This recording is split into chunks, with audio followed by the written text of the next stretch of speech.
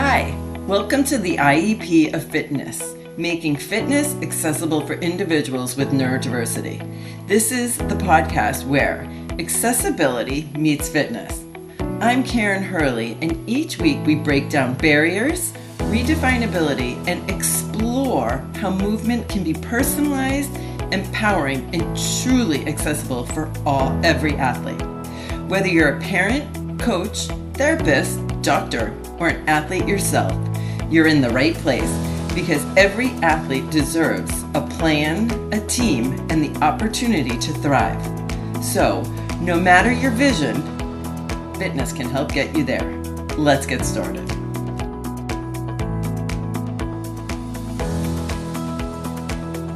Hi, so we are welcomed here today with Susan Walter, and her story goes something like this.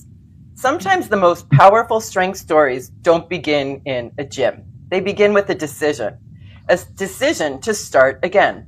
For Susan Walter, her first chapter was one of service, a career working for the government, dedicating years to public service and leadership. But when that chapter came to a close with retirement, Susan didn't slow down.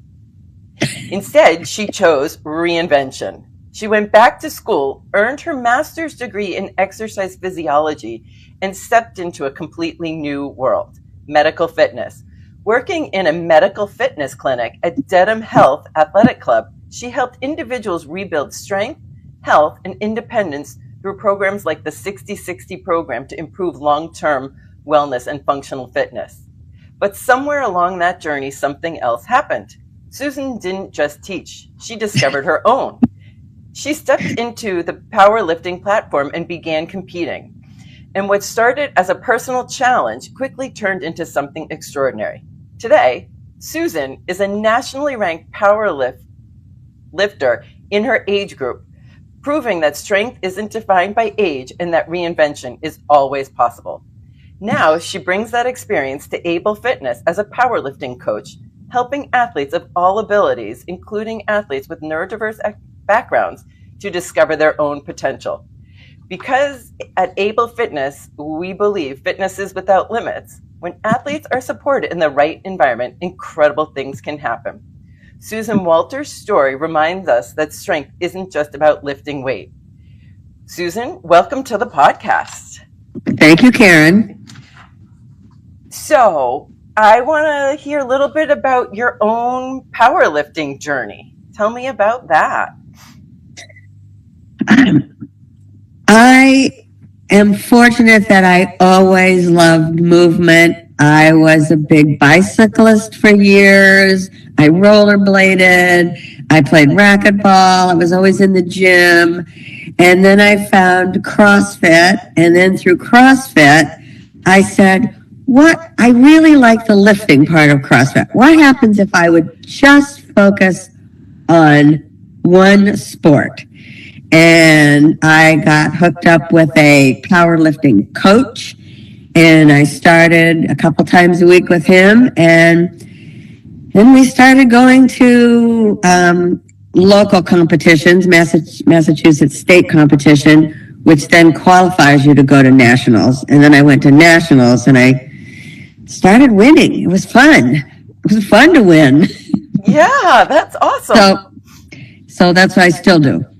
I still powerlift. You compete, and you are impressive with the weights. So hats off to you because you train very hard. Now, can you share a little bit more about your fitness background and coaching and some of your experiences working with different athletes? Because I know along the way you've worked with some athletes with various disabilities. So in the 60-60 program, there were people sent by their doctors for a variety of reasons. Typically high blood pressure, obesity, diabetes, but we also had some blind, people with cerebral palsy, amputees, a whole variety of things, but people who needed exercise as medicine. And so, yes, I was exposed to all those people in the 60/60 program. They were there for 60 days, and hopefully they then joined and continued their progress, and then we would continue to follow them. And then, of course, I've been in a lot of gym classes where, you help each other, you get paired off. My very, very first experience was I went to the Quincy Y and I joined a volunteer program. And my first person I trained had cerebral palsy and was blind. And so I learned, for one thing, because she's blind, that you can't demonstrate. You have to use your words. And sometimes you actually have to get in there and touch the person and move them into the right position. And so I got comfortable with that. And that's when I decided that I could actually do this. I could be good at it. I could get a little education in it, and I could make a living at it. And that's what I wanted to do. I wanted to retire and do something else, which I did. And you've done it amazingly well. And I will say you also inspired me along the way to start my business, because we've been friends for a long time, and I was working in the schools and I kind of told you what I wanted to do. And you said, oh, I have a friend who's in the adaptive world, and you connected me and from there. So I thank you, because you were very instrumental in being a catalyst and helping to open the door. So thank you, Susan. I'm grateful for that. Friends are wonderful things to have. Exactly. So tell me a little bit about your experience as the head coach of ABL Fitness Inclusive Powerlifting team. What a wonderful experience. Oh my goodness. The athletes are so wonderful and so inspiring to work with.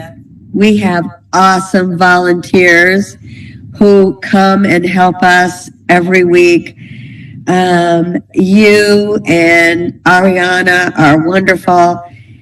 The parents are wonderful. It's just a great experience. And they have really come so far in the last couple of years. It is so wonderful to see. I can see that they enjoy it. I can see that they benefit from it. I believe the parents benefit from it because they see what their athlete children can do. Yeah. Now, I couldn't agree more. It's been, the progress has been amazing. When you're programming, how do you vary the programming from what you do as a powerlifting athlete, or what are the similarities? I don't think really that there are a lot of differences. For instance, in a global gym, we use high boxes, benches, smaller boxes to get people to squat to depth, which is exactly what we do in our gym in ABL Fitness. PVC pipes are wonderful things. Everybody uses them. Every kind of lift that can be done with a bar can be done with a PVC pipe first. And so we always start off with that. Or maybe we go back and use that to correct a positioning. So we use a lot of the same gadgets. It's good. And, repetition is always good. Warming up, we do a lot of the same warm-ups. I know every week what 2 lifts we're going to do. And then I back into that with the warm-ups that are going to, if we're doing a bench press, I do things for shoulders and back. If we're going to do a deadlift, I make sure everybody bends over and touches the floor. But they're all things, even in other gyms and CrossFit or any other gym that you go to, Planet Fitness or whatever, you have to learn to touch the floor. Maybe you have some back issues or knee issues. Everybody in the population doesn't have perfect bodies, so everybody is adapting. I like that. One thing that I've seen in your programming, which is one of the core values of ABL Fitness, is presume competency.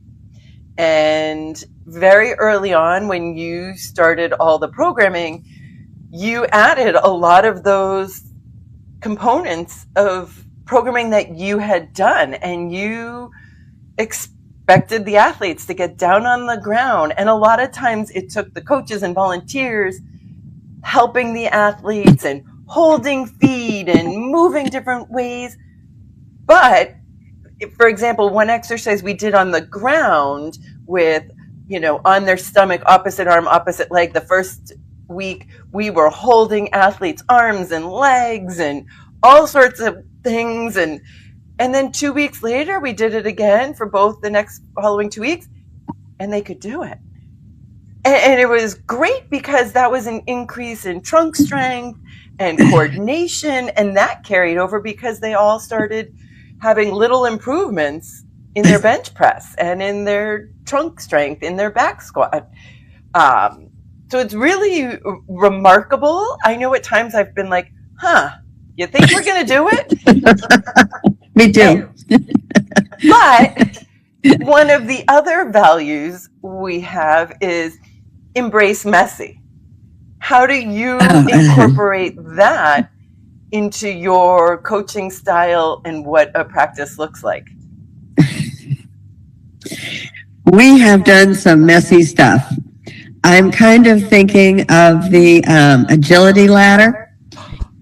The week I threw 3 agility ladders down on the floor. I do not know whether any of those athletes ever saw an agility ladder on the floor before.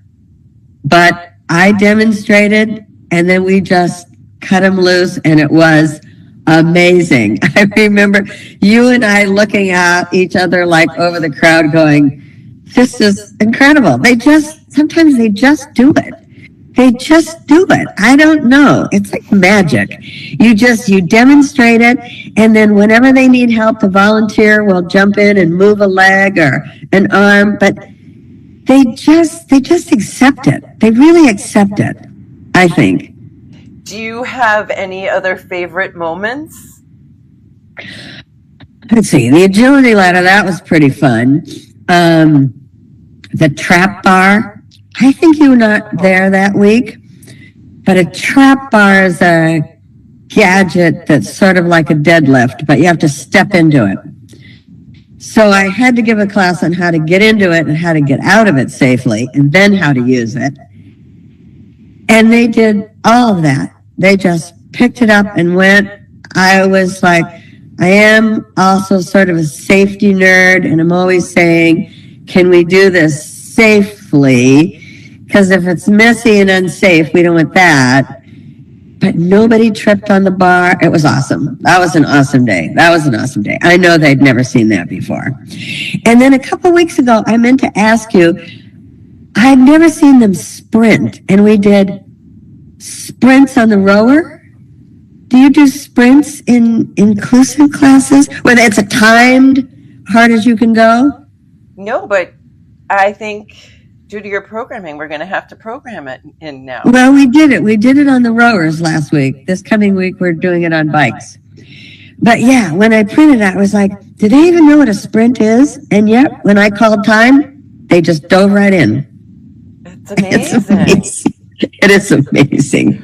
It is amazing. I have to say the single best thing was Big D doing a front squat. Oh, he's our biggest athlete. He's lost a lot of weight.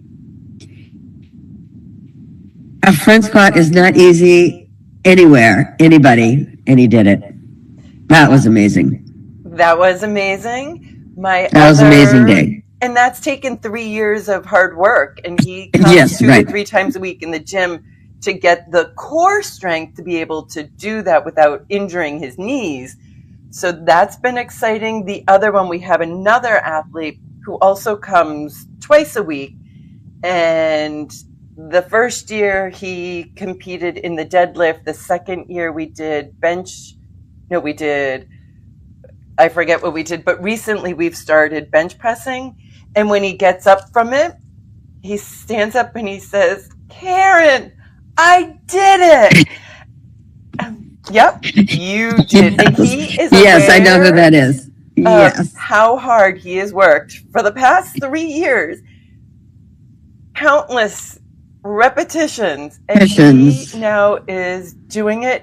And he is so proud of himself. And I'm so proud of him. And I'm so proud of the coaches and the volunteers who have helped to make it be successful.